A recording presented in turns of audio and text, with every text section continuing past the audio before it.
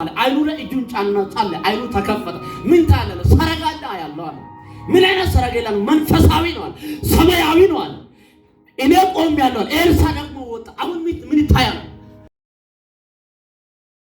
ቻቻው ይታወራል ዛሬ ጣል ያለው ሁለት እጅ ከፋሉ ያው እንዲህ ይሆናል አንተን እየከሰሰ እያሳደረ ያለው አይኖቻቸው በኢየሱስ ይታወራል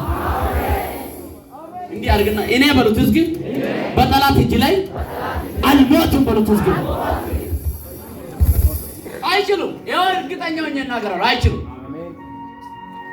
ምንም ደሃ ቢቶን ያላቸውን አትፈልግ ያንተ ገንዘብ ኢየሱስ ይሆናል እና እከለ እንዲያሉኮ በኔ ላይ እንዲ ተናገሩኮ ያልክ ስብሰባ አትቀመጥ ሰልፉን ለእግዚአብሔር ልቀቅ እግዚአብሔር አምላክ አንዱን ካንዱ ጋር አጋጭቶ አንተን በክብር ያኖራል አሜን እግዚአብሔር አምላክ እስራኤላውያን ለማስመለስ ሲፈልግ ኤልሳን ተጠቀመ መንፈሳዊ ህይወት ውስጥ ላይ መኖር የሚፈልጉ ሰዎች